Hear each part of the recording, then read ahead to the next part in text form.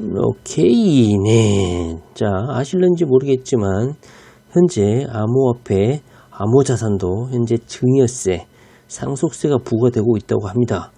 현재 우리 개미 투자자들 같은 경우는 양도세가 연기됐느냐, 안 됐느냐, 여기에만 관심을 가지고 있는데, 실질적으로 현재 암호화폐는 자산으로 인정이 돼가지고, 각종 세금, 그리고 심지어는 벌금, 압류가 현재 진행이 되고 있습니다.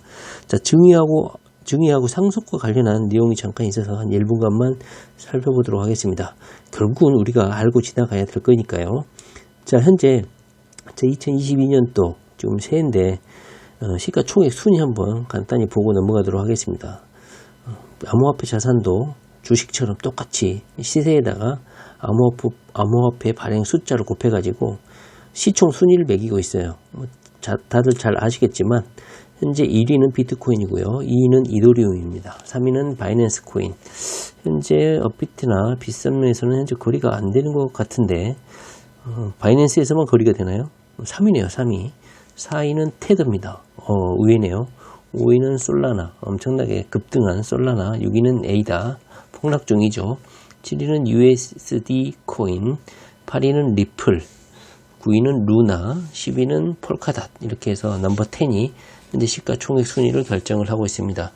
현재 암호화폐 자산은 2020년 5월 폭등을 해가지고 2021년 초창기 상반기에 정점을 찍었습니다. 5월경에 정점을 찍고 현재 2022년 약간 조정 국면에 들어와 있습니다.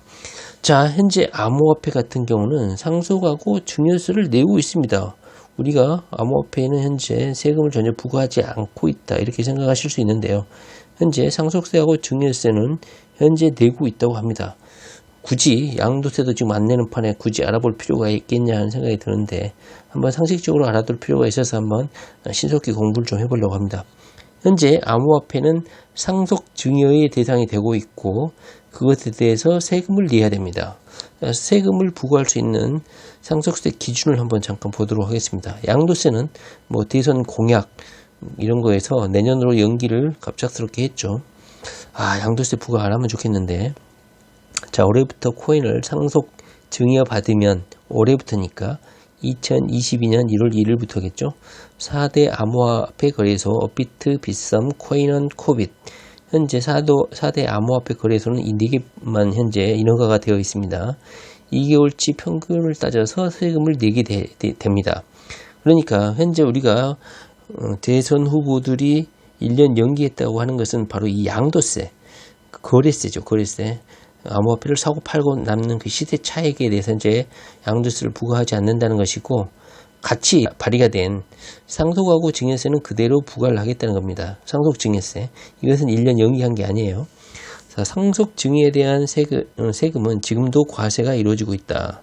자, 국세청에 따르면 개정 상속 증여세법과 시행령이 2022년 1월 1일 시행이 됐습니다.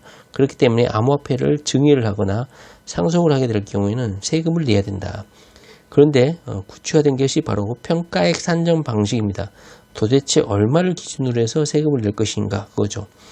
자, 과세대상 평가액을 상속이나 증여가 이루어진 그 시점, 실제로 상속이나 증여가 이루어진 그 시점에 현재 시가를 계산해서 부과를 하게끔 되어 있는데 가만히 보시면 아시겠지만 업비트도 그렇고 빗썸의 그 암호화폐 자산의 거래 가액이 시시각각으로 변하고 있잖아요. 그런데 어떤 특정한 시점을 지정해서 그 시가를 그 기준 시가로 해서 세금을 부과하겠습니까?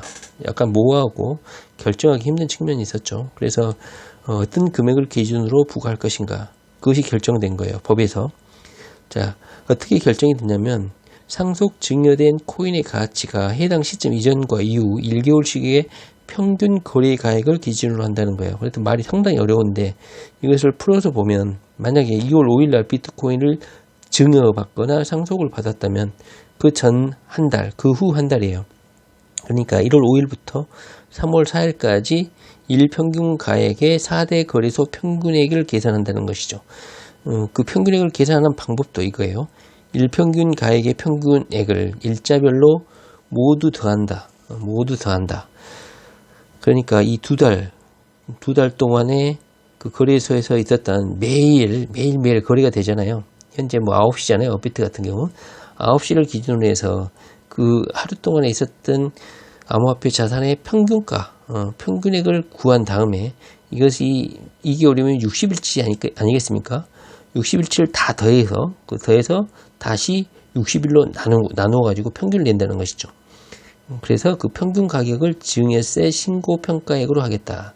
그런데 이 4대 거래소 이외, 그러니까 해외 거래소거나 뭐 바이낸스 같은 외국 거래소에서 거래된 경우에도, 예를 들면 리플 같은 경우는 바이낸스에도 있고 한국의 업비트에도 있잖아요. 그럴 경우에는 바이낸스가 아니라 바로 업비트의 그 시세를 기준으로 부과를 하겠다는 거예요.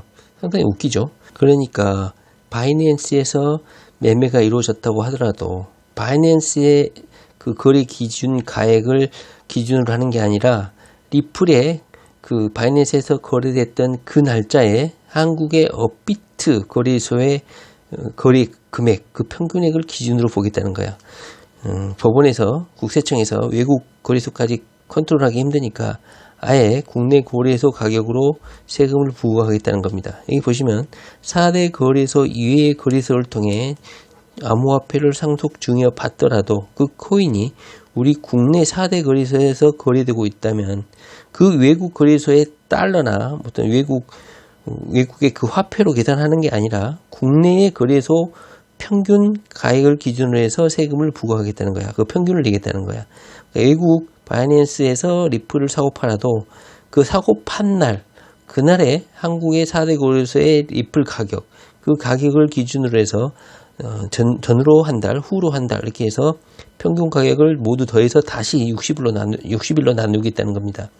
4대 거래소 중 일부에서만 거래되는 종목의 경우 상장된 거래소들이 공시한 가격만을 기준으로 일평균 가액의 평균액을 산출하겠다. 만약에 그런데 여기서 이제 맹점이 뭐냐면 만약에 외국에서 거래된 코인을 했는데 그 코인이 4대 거래소에 없다. 그러면 세금을 부과할 수 없다는 결론에 이르겠죠. 그런 문제점이 있는데 이것을 어떻게 해결할지는 잘 모르겠습니다.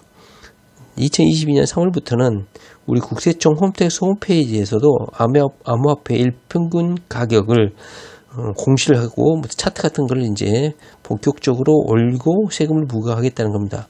처음에는 뭐 불법이니 도박이니 이런 비판이 많았었는데 드디어 국세청에서도 홈페이지에다가 암호화폐 일평균 가격을 조회하고 변동 사항을 볼 수 있도록 홈페이지를 개편하겠다는 겁니다.